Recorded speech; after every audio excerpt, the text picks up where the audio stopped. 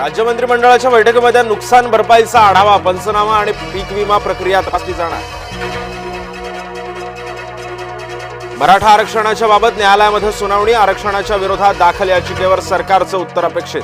मराठ्यांना एकाच वेळी 2 आरक्षण कशी, न्यायालयानं मागितला सुनावणीमध्ये विचारलाय सवाल.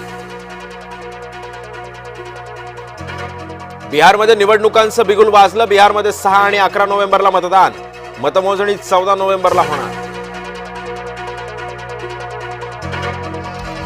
नवी मुंबई आंतरराष्ट्रीय विमानतळावर ड्राय रन सुरू. विमानतळावर अंतिम टप्प्याच्या तयारीला वेग.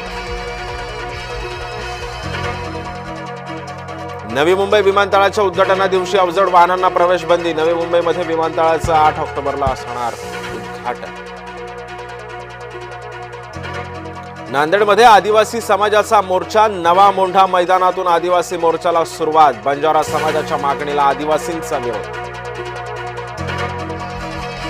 अकोल्यात आदिवासी बांधवांचा एल्गार. आदिवासी प्रवर्गातून आरक्षण देण्याची मागणी. जिल्हाधिकारी कार्यालयावर काढला मोर्चा. दार्जिलिंगमध्ये अतिवृष्टीचा प्रकोप. भूस्खलनामुळे 24 जणांचा मृत्यू, अनेक जण जखमी. काश्मीरच्या दोडा जिल्ह्यामध्ये भूकंपाचा धक्का. 3.6 रिश्टर स्केल तीव्रतेचा भूकंप झाल्याची माहिती. मध्यरात्री 2:47 जाणवले भूकंपाचे धक्के.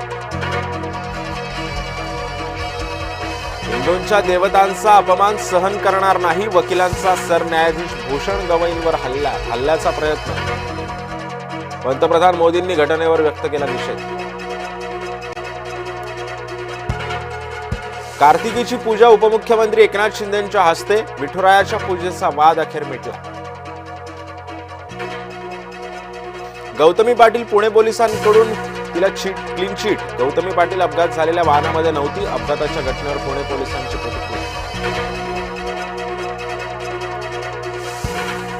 जळगाव जिल्हा बँकेच्या दगडी बँक विक्रीवरून महायुतीमध्ये फाटाफूट.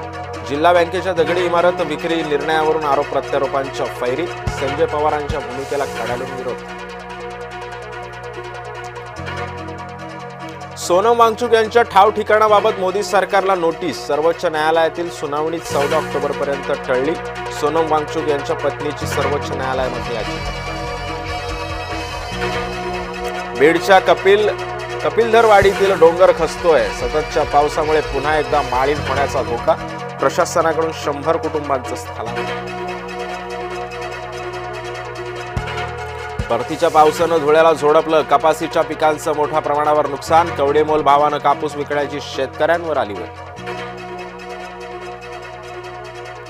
वर्ध्यातील शेतकऱ्यांना जाळलं सोयाबीन. 8 एकरावरील सोयाबीन पेटवलं. अतिवृष्टी आणि विविध रोगांमुळे सोयाबीनला फटका. कफ सिरप धोकादायक असून सुद्धा डॉक्टरांकडून चिठ्ठी. केंद्राच्या सूचना डॉक्टरांकडूनच धाब्यावर. औषध विक्रेत्यांना कफ सिरपची विक्री थांबवण्याच्या सूचना. कफ सिरपमुळे 14 चिमुकल्यांची प्रकृती बिघडली. 3 मुलं व्हेंटिलेटरवर तर 2 जणांची प्रकृती गंभीर. मध्य प्रदेशातील 14 मुलांवर नागपुरात उपचार सुरू. ठाण्यामध्ये मंगळवारपासून 3 दिवस पाणी कपात. ठाण्यामध्ये 10% पाणी कपात. काटकसरीनं पाणी वापरण्याचं मनपाचं आवाहन. माला पापडकर यांनी स्वीकारला महसूल सहाय्यक पदाचा पदभार. जन्मजात दिव्यांग आणि अनाथ असल्यानं माला पापडकरांनी पदभार स्वीकारला. 30 वर्षांपूर्वी कचऱ्याच्या डब्यात सापडल्या होत्या माला पापडकर.